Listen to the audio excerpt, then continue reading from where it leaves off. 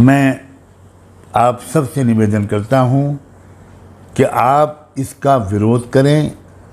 ये हमारा एक लोकतांत्रिक हक भी है और फ़र्ज़ भी है।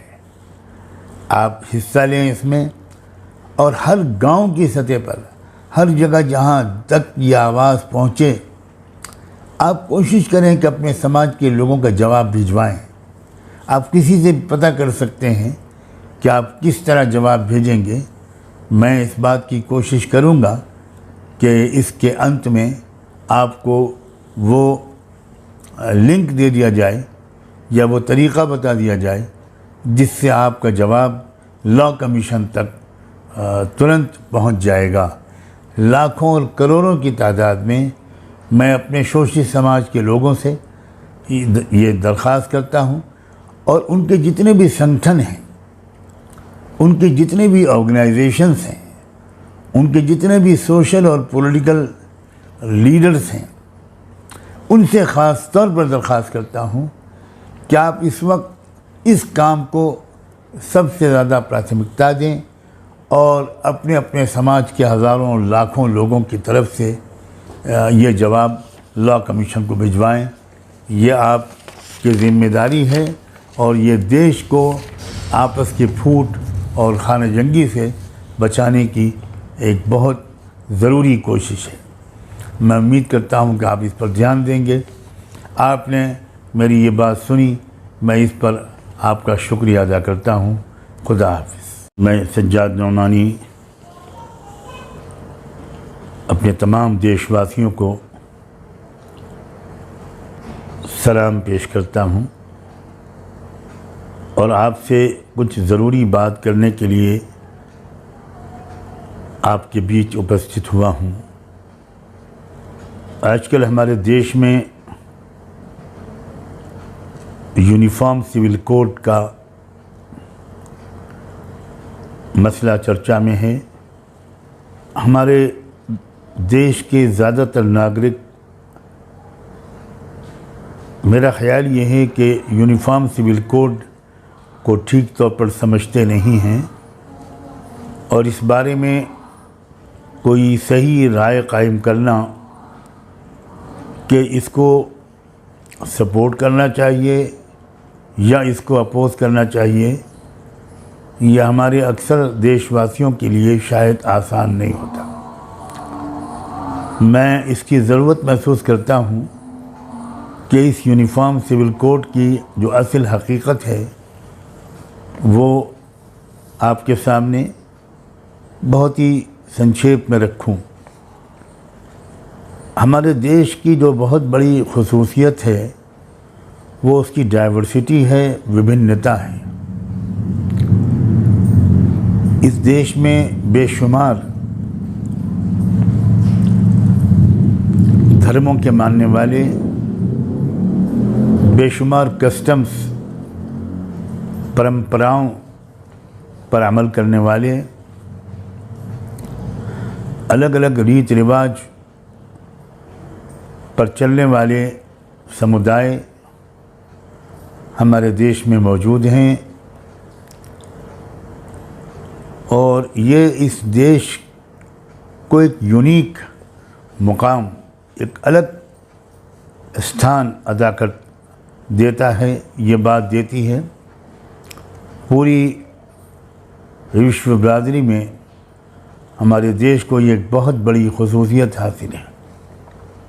अब ये कोशिश करना कि सारे लोगों के रीति रिवाज ख़त्म हो जाएं, सारे लोगों की परंपराएं मिट जाएं और 140 करोड़ की आबादी वाले देश का एक एक व्यक्ति वो गोया एक ही सिस्टम को, एक ही कानून को, एक ही परंपरा को कबूल कर ले, ये चाहा जा रहा है यूनिफॉर्म सिविल कोड के ज़रिए। जो इस देश की जो आत्मा है, इस देश की जो विशेषता है, ये उसके सख्त खिलाफ है। और जो लोग झूठ बोलने के आदी हैं, धोखा देने के माहिर हैं, वो इस बात को इस तरह मशहूर करते हैं कि जैसे यूनिफॉर्म सिविल कोड के ख़िलाफ़ सिर्फ मुसलमान बोलते हैं, इसकी मुखालफत सिर्फ मुसलमान करते हैं। ये बहुत खुला हुआ धोखा है।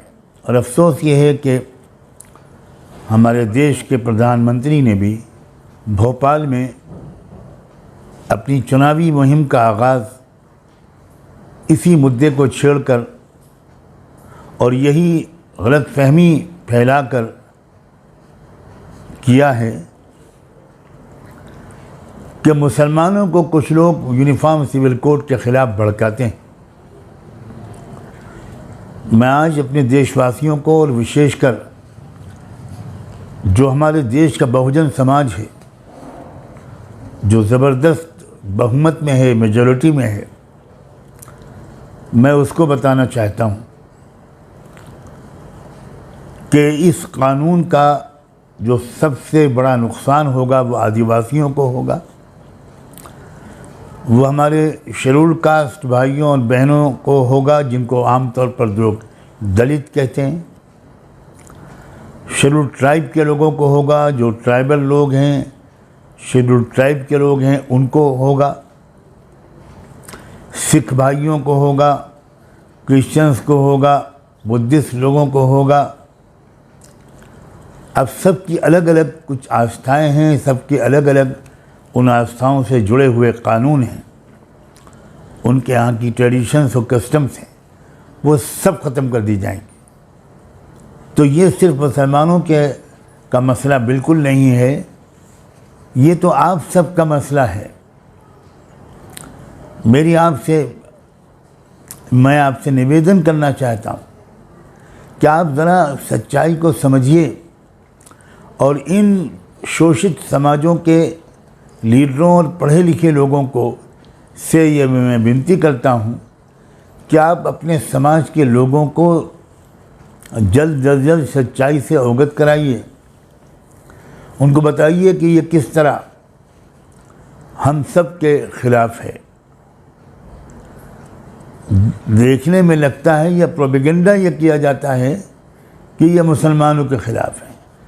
मुसलमान चूँकि यूनिफॉर्म सिविल कोड को ज़्यादा समझते हैं और वो समझते हैं कि ये देश के लिए बहुत नुकसानदेह है, देश की एकता और अखंडता खतरे में पड़ सकती है, इसलिए वो इसका विरोध करते हैं।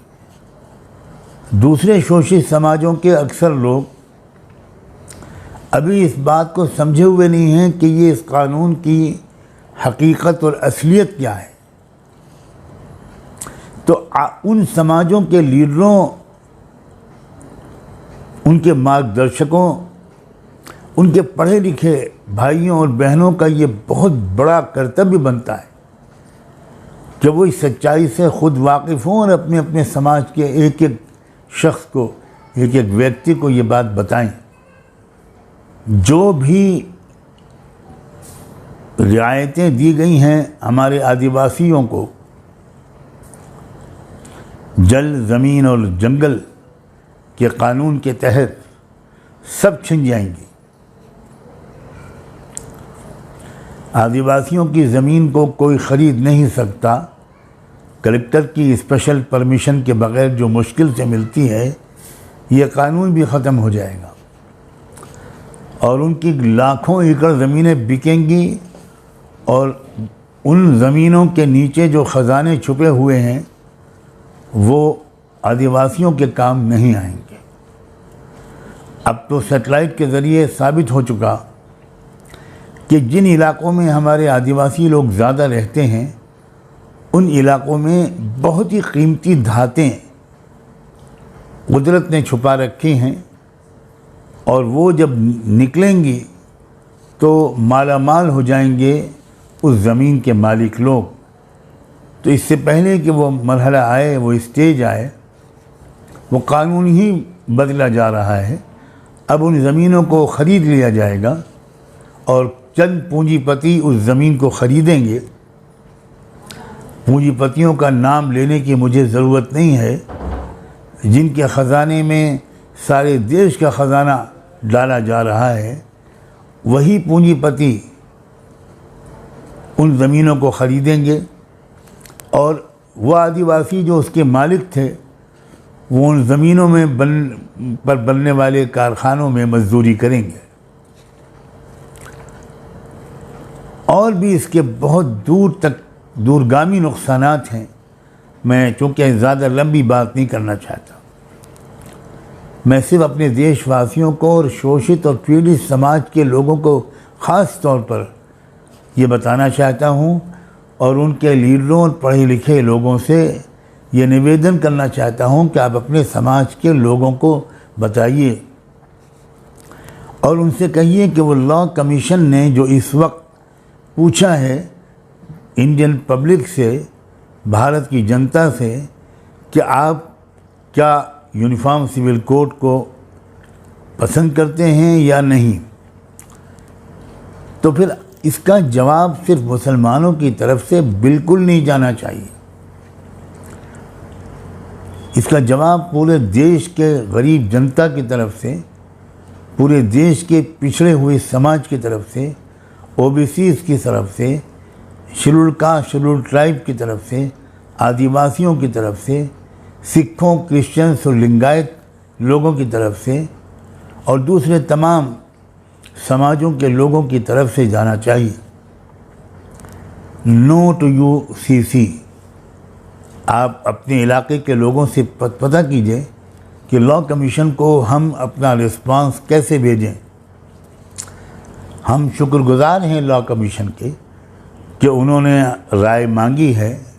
हालांकि इस पर हमको ताज्जुब है कि ये काम पहले हो चुका है और लॉ कमीशन 21वां लॉ कमीशन इस पर मुतमईन हो गया था कि कोई ऐसा एक कानून सबके लिए नहीं बनाया जा सकता, नहीं बनाया जाना मुमकिन है, उचित नहीं है, भारत के लिए तो बिल्कुल उचित नहीं है। अब ये नहीं समझ में आता हमारे कि जब 21वां लॉ कमीशन इस बात का ऐलान कर चुका और फाइल को बंद कर चुका, तो 22वें लॉ कमीशन ने ये बहस क्यों छेड़ी है और सिर्फ एक महीने का समय क्यों दिया है। इसका जवाब हमको तब मिला जब प्रधानमंत्री का मध्य प्रदेश या भोपाल का जो भाषण हुआ उससे पता चला कि जो लोग ये कहते थे कि ये चुनावी मुद्दा है वो गलत नहीं कहते थे। एक बात कही जाती है कि हमारे संविधान में जो रहनुमा उसूल है, डायरेक्टिव प्रिंसिपल, उसमें आर्टिकल 44 में ये लिखा हुआ है कि स्टेट कोशिश करेगी कि वो सब नागरिकों के लिए एक समान कानून बनाए।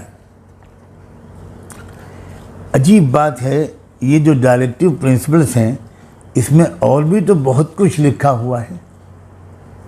आर्टिकल 44 से बहुत पहले बहुत कुछ और भी लिखा हुआ है।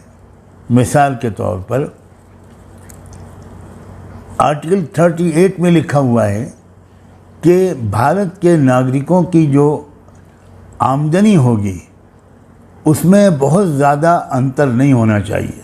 हम इसकी कोशिश करेंगे, स्टेट इसकी कोशिश करेगी कि भारत के नागरिकों की आमदनी में बहुत ज़्यादा अंतर न हो।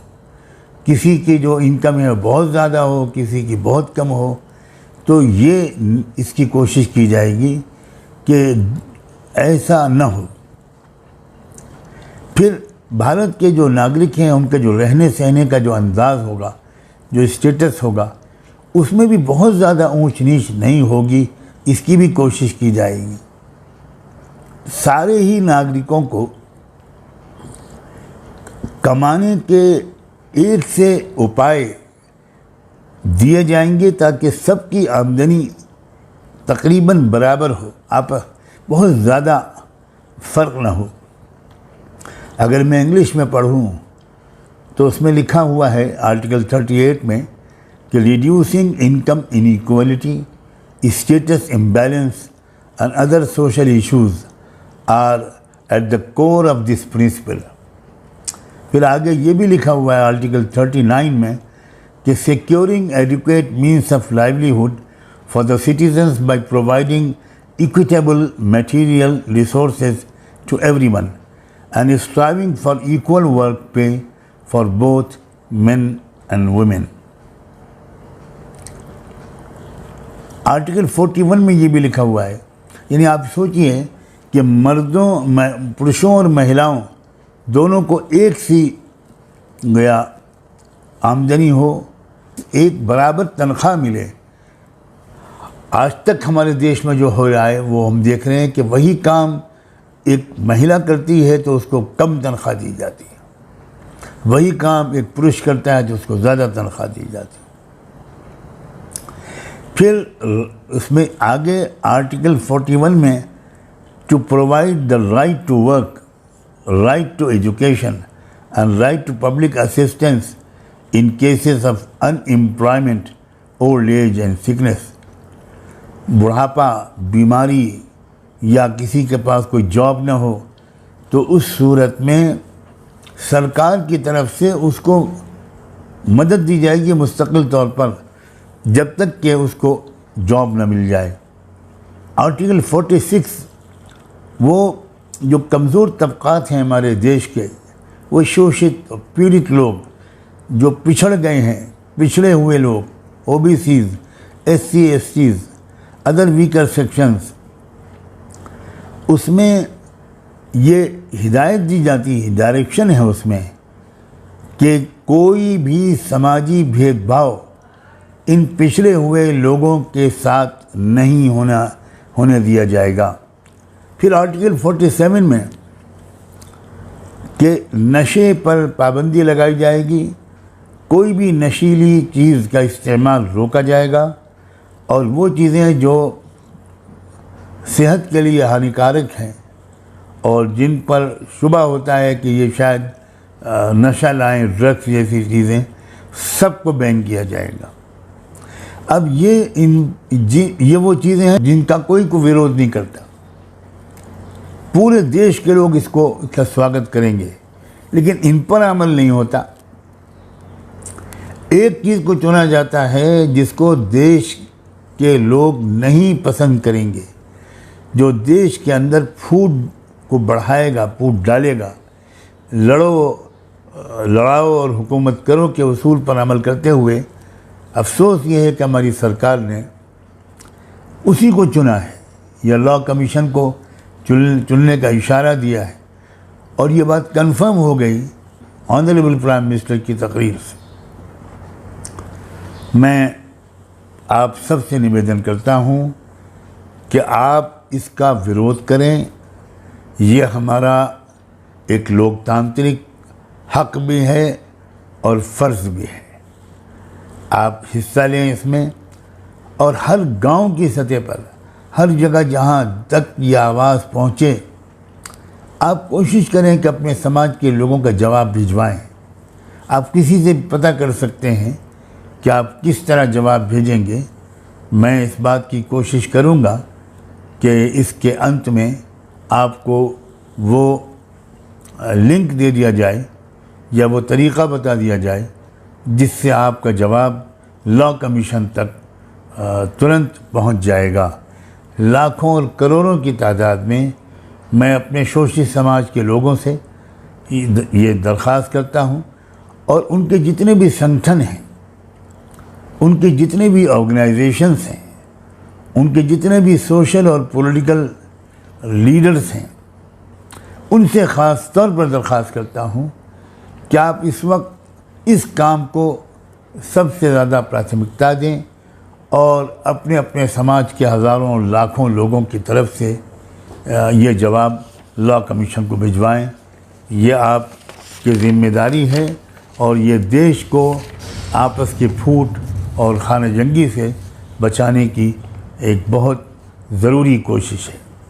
मैं उम्मीद करता हूँ कि आप इस पर ध्यान देंगे। आपने मेरी ये बात सुनी, मैं इस पर आपका शुक्रिया अदा करता हूँ। खुदा हाफ़िज़।